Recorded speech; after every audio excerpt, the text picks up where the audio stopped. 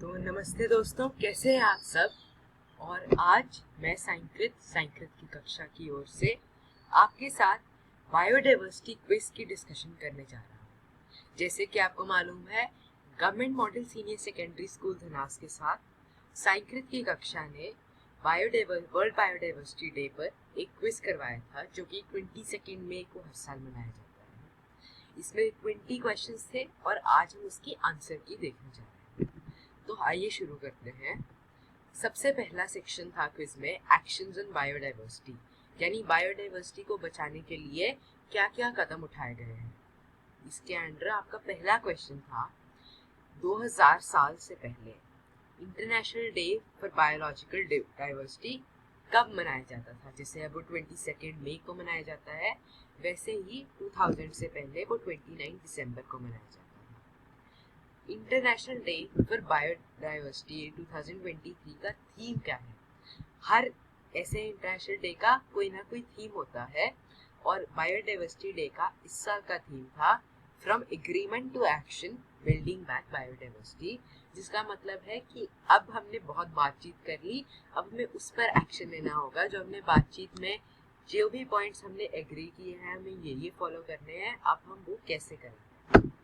अगला क्वेश्चन था जो कन्वेंशन ऑफ बायोलॉजिकल डाइवर्सिटी है, जो एक कन्वेंशन है जो साइन हुई थी बायोडाइवर्सिटी के लिए, उसका जो सेक्रेटेरिएट यानी उसके हेडक्वार्टर्स कहाँ पर है।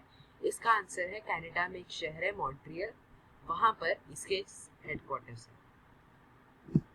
फिर पिछले क्वेश्चन से ही रिलेटेड एक क्वेश्चन है कि इंटरनेशनल बायोडाइवर्सिटी डे 22 मई को ही क्यों मनाया जाता है।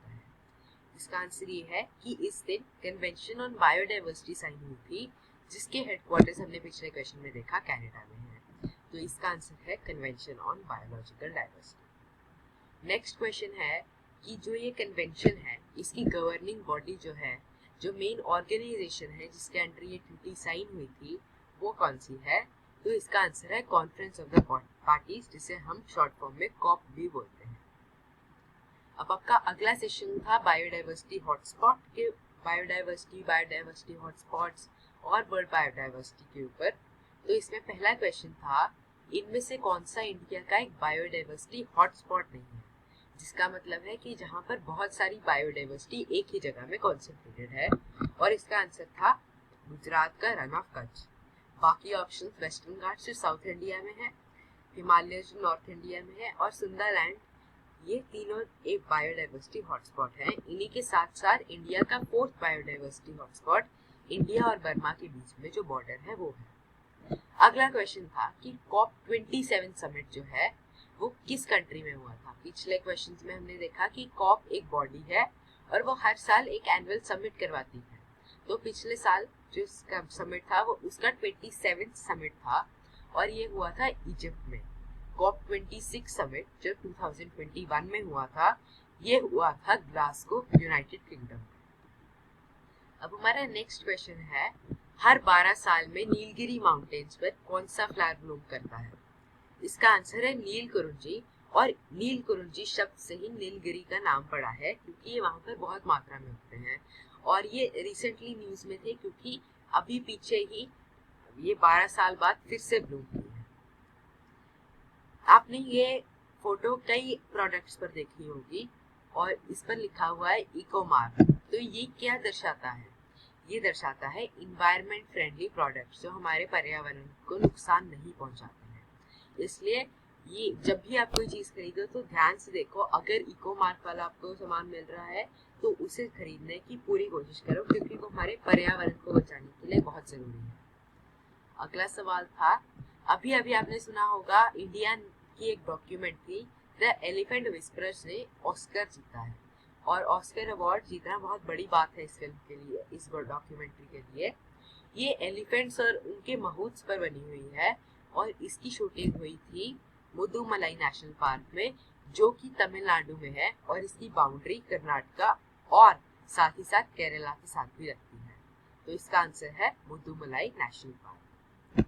अब हमारा नेक्स्ट क्वेश्चन था, जो बहुत famous great Indian one horn dinosaurs है, वो किस नेशनल पार्क में पाया जाता है, और उसके लिए फेमस भी है ये नेशनल पार्क। तो इसका आंसर है काजीरंगा नेशनल पार्क, जो कि असम में स्थित है और ये वन हॉर्न राइनोसोरस के लिए बहुत फेमस है। अब अगले क्वेश्चन की ओर बढ़ते हैं। हाई लेवल्स ऑफ बायोडाइवर्सिटी वाले एरियाज को क्या कहा जाता है? इसका आंसर है हॉटस्पॉट्स। जो हमने पिछले क्वेश्चन में देखा था, इंडिया के 4 बायोडाइवर्सिटी हॉटस्पॉट है, हिमालयास, सुंदरलैंड और इंडो बर्मा बॉर्डर और साथ ही साथ वेस्टर्न घाट्स। तो ये सारे लेवल्स हैं, ये सारे हॉटस्पॉट्स हैं जहाँ पर बायोडाइवर्सिटी के बहुत हाई लेवल्स हैं। अगला क्वेश्चन है, which of the following is not an example of in situ conservation? तो इन सीटू कंजर्वेशन जो होती है उसका मतलब है एक एनिमल या फिर एक स्पीसीज के अपने हैबिटेट में जब उसे रखा जाता है वो होती है इन सीटू कंजर्वेशन। तो वैसे ही नेशनल पार्क्स, बायोस्फीयर रिजर्व्स और वाइल्ड लाइफ सेंचुरीज में फॉरेस्ट में ही रखा जाता है और वो एनिमल्स के हैबिटेट्स हैं, पर जूज में ऐसा नहीं है।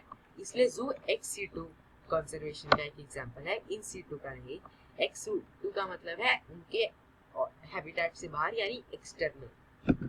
अब अगला क्वेश्चन आपने सुना होगा कि प्रोजेक्ट चीता प्रोग्राम के अंडर इंडिया में काफी चीतास इंट्रोड्यूस किए गए हैं जो नमीबिया से आए हैं और अफ्रीकन चीतास हैं, क्योंकि इंडिया में आजादी से पहले हंटिंग की वजह से सारे चीतास एक्सटिंक्ट हो गए थे इंडिया में। तो इस वजह से अब गवर्नमेंट ने फिर से ये एम्बिशियस प्रोजेक्ट चीता प्रोग्राम शुरू किया है और इसमें काफी चीता जो है वो कुल्लू नेशनल पार्क यानी मध्य प्रदेश में जो है कुल्लू नेशनल पार्क में फिर से छोड़े गए हैं। और यही नेशनल पार्क इसलिए चुना गया है क्योंकि यहाँ का जो क्लाइमेट है वो अफ्रीका की तरह है और इसलिए वो इन चीतास के सूटेबल है। अब अगला क्वेश्चन है, रेड डाटा बुक जो होती है उसमें आपको बहुत सारी इंफॉर्मेशन मिल सकती है कि उसमें एनिमल्स कौन से एंडेंजर्ड है, कौन सी स्पीसीज एंडेंजर्ड है, कौन सी एक्सटिंक्ट और कौन सी नियर एंडेंजर्ड, क्रिटिकली एंडेंजर्ड या फिर जो थ्रेट में नहीं है या जो थ्रेटेंड है। वो सभी रेड डेटा बुक है जो ऑनलाइन भी आपको अवेलेबल है। ये लिस्ट ये मेंटेन करती है international union for conservation of nature यानी IUCN। अब इस सेक्शन का जो लास्ट क्वेश्चन है वो है, आपको एक वेटलैंड की तस्वीर भी दिखाई गई थी और आपने बताना था कि ऑप्शंस में से कौन सा वेटलैंड पंजाब में स्थित है। तो इसका आंसर है हरिके वेटलैंड्स जो कि पंजाब में अभी स्थित है। और अब अगले सेक्शन की तरफ बढ़ते हैं जो है इन्वायरमेंटल कंजर्वेशन। रामसर कन्वेंशन आपने सुना होगा, पिछले साल इस पर हमने वर्ल्ड वेटलैंड क्विज भी किया था।